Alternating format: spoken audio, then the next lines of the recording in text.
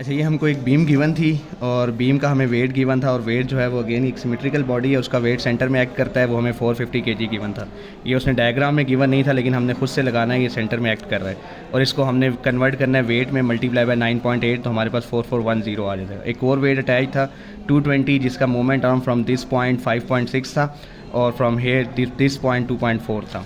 तो हमने क्या किया, हमने कंसिडर किया एक पॉइंट को, क्योंकि आर ए और आर बी हमने फाइंड आउट करनी थी। ये जो स्पोर्ट्स हैं ये फोर्स एक्ट कर रही हैं to the beam in the upper direction, तो ये 2 अननोन फोर्सेज हैं।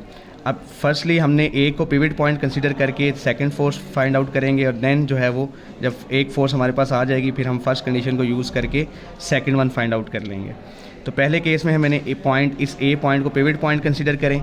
अब ये जो वेट है ये भी क्लॉकवाइज फोर्स एक्ट कर रहा है इसके ऊपर, ये भी क्लॉकवाइज टार्क जो है वो एक्ट कर रहा है और ये जो आर बी है ये एंटी क्लॉकवाइज टार्क एक्ट कर रहा है।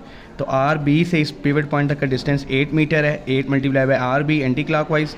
अब क्लॉकवाइज जो फोर्सेज हैं 4410 मल्टीप्लाई बाय 4, मोमेंट आर्म जो है वो इसका टोटल 8 था, तो आपके पास जो वेट होता है वो सेंटर में एक्ट करता है, तो मोमेंट आर्म हाफ हो जाएगा, 4 हमने राइट डाउन किया है। और सेकेंडली जो हमारे पास एक और वेट अटैच है जिसको हमने जब कन्वर्ट किया इनटू वेट 2156, इसका मोमेंट आर्म 5.6 है। तो हमने ये इसको सॉल्व किया, रीअरेंज करें तो हमारे पास ये आर बी की वैल्यू आ जाती है 3714.2। और जब आर बी की वैल्यू आ गई देन हम शिफ्ट करेंगे फर्स्ट कंडीशन ऑफ इक्विलिब्रियम में। All the forces are acting in the Y direction, no force acting in the X direction, sigma F Y is equal to 0। अब ये 2 forces upward direction में, 2 forces downward direction में, so it's up to us कि हम either इसके साथ positive sign लगाएं या इसके साथ पॉजिटिव साइन लगाएं।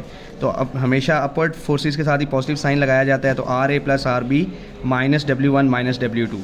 सो रीअरेंज करें तो आपके पास जो है वो आर ए की वैल्यू भी आ जाएगी।